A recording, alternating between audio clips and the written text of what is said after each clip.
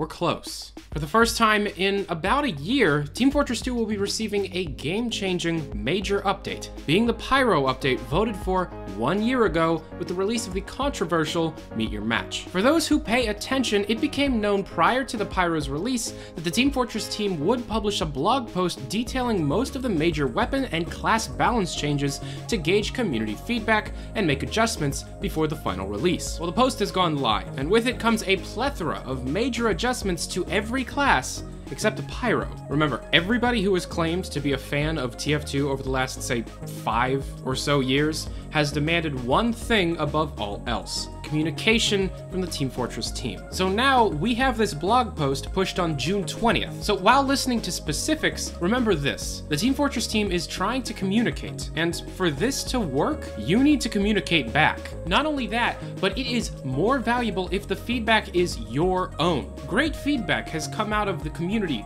like Banny and Uncle Dane, for example, and I highly recommend seeking out as many opinions as possible. But think for yourself and ask what you think will make the game better. Now, with that out of the way, the post comes with stipulations, as this is not everything that will be seen in the final update, and this is all work in progress. It is subject to change based on your feedback. First link down in the description below is the link to contact the Team Fortress team, and do so if you have criticisms or ideas. The post is separated by class, and major changes come with some team commentary in regards to the goals the team had to achieve. 3 weapons for the Spy, the Ambassador being the largest. Changes are focused on shortening the distance the Spy can attack to make the weapon more in line with others and in line with expectations most players have when first seeing a Spy. All first shots are no longer 100% accurate. The bullet spread instead has been reduced by 50% on that first shot. The team views the Dead Ringer as overpowered.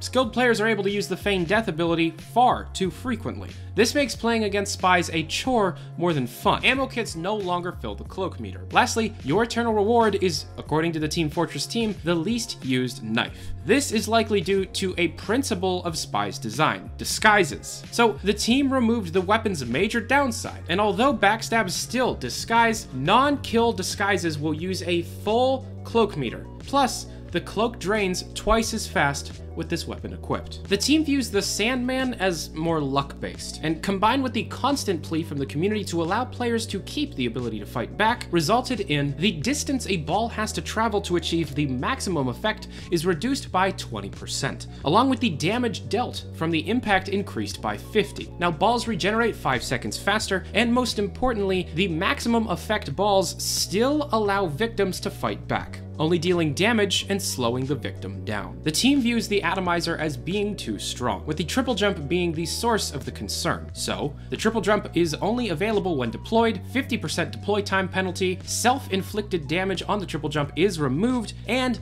air blast hits mini crit, plus the damage reduction is now 15%, reduced by 5. Bong now applies a speed reduction penalty once the effect ends. The speed reduction has to do with the amount of damage the player received, starting at 25% slower up to 65% if 200 or more damage is received for 5 seconds after the bonk wears off. The cola changes were made to require a level of thought on the player's part. Although confusingly written, the cola will mark for death if the player attacks at all for 5 seconds. Everything else was removed. The pocket pistol was almost completely redesigned as a possible support weapon, healing 7 HP in every hit with a 15% firing speed bonus, however with a 9-shot clip. And the guillotine, like the Sandman, has had changes to distance itself from a luck-based system, removing criticals from stunned players and long-ranged mini-crits. However, the recharge is reduced by 1.5 seconds on a long-range hit. The base jumper has a reduction of air control of 50%. Not sure what a reduction of control is in percent, but you know. And if the player retracts the parachute, you will not be able to open it back up until touching the ground. The man treads now apply their push reduction to air blast, along with increasing air control by 200%. Both of the sniper's shields have also been changed, with the Darwin's danger shield changes done to keep it competitive with other non-shielded snipers. So the total redesign is a counter to flares, and added damage to melee along with afterburn immunity and a 50% 50% fire resistance. The Razorback now doesn't allow overheals. However, it will regenerate after 30 seconds. The Vitasaw saw significant change with a new organ system, most likely taking cues from the Islanders' heads. This HUD counter will tick up for each hit dealt with the saw. For every hit, or organ, as the HUD will call it, 15% of the medic's uber charge will be preserved upon death, capping at 60, and the crossbow's healing mechanic has changed in relation to uber build. Identical to the minigun, it depends on how recent the healed player was in combat. 33% reduction when up to 10 seconds out of combat, moving up to the normal non-combat range after 15 seconds. The Rescue Ranger sees a fundamental change, with range repairs now requiring metal. However, only at 25% of the metal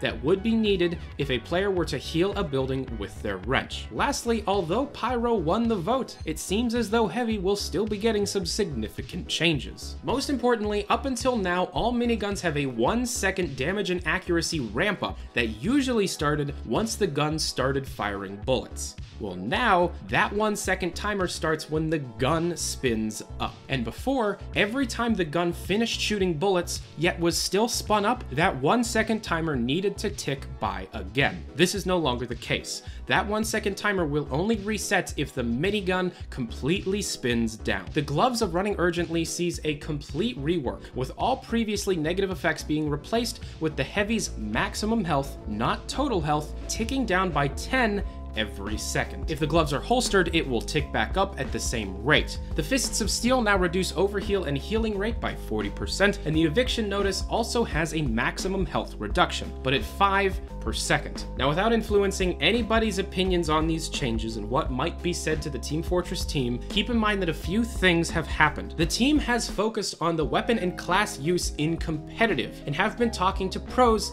throughout the development. Also, according to the post, the Scout might have quite a few more changes, whereas the Demo Man might not have any. Also, community member Flurry conducted a survey on all of the changes, and out of about 900 votes, these are the results. With the most controversial changes being the Ambassador, the Base Jumper, the Guillotine, and the Eviction Notice, the minigun change being the favorite in the entire lot. And I personally feel like I need to get this video done as soon as possible, because the Pyro update is probably going to be out within the next couple of days. Things are happening very quickly, and then it's all gonna die down, and we're all gonna have to go back home for another year. Thank you very much for watching. I'm Tyler McVicker. This is Valve News Network. If you want to keep up with everything that goes on in the news network realm, check out my Twitter, link down below, and thank you very much for watching. Have a good day.